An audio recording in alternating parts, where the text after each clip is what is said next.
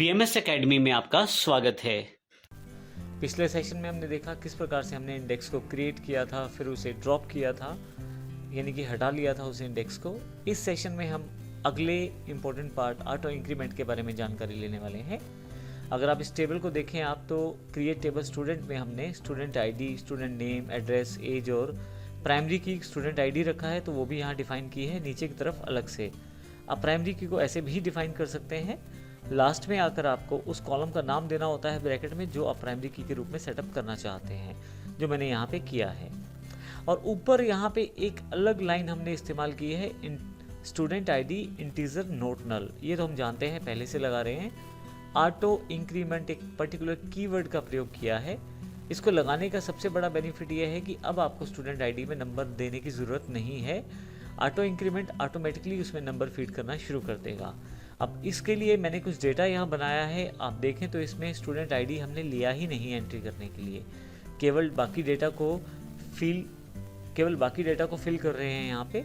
तो ये देखते हैं प्रैक्टिकली इसको किस प्रकार से हम कर पाएंगे। यहाँ पे मेरे पास पहले से लिस्ट ऑफ कमांड्स अवेलेबल है अलग अलग नोटपैड फाइल्स में, माईसीक्वल एक्सरसाइज फाइल्स में।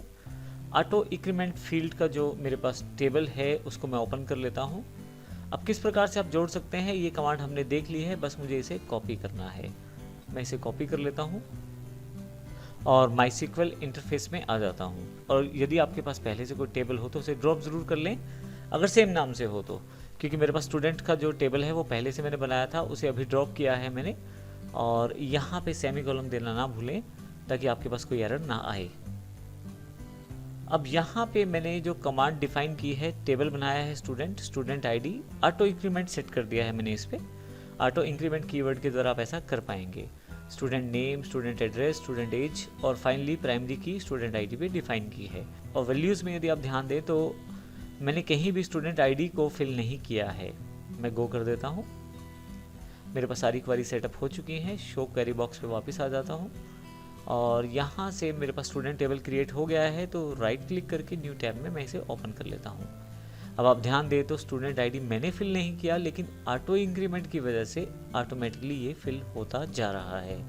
तो इस तरह से आप जितनी भी एंट्रीज करते चले जाएंगे, सब में एक नंबर अपने आप आता चला जाएगा और फिर आप इस नंबर का प्रयोग प्राइमरी की तरह भी कर पाएंगे और इसको रेफरेंस की तरह भी प्रयोग कर पाएंगे। तो ऑटो इंक्रीमेंट इस तरह से आपको बेनिफिट देता है डेटा को एंटर करने में। तो इस पूरे सेशन में हमने ऑटो इंक्रीमेंट के बारे में पढ़ा। अगले सेक्शन से हम और एडवांस ऑप्शंस की जानकारी लेने वाले हैं माईसीक्वल की। धन्यवाद।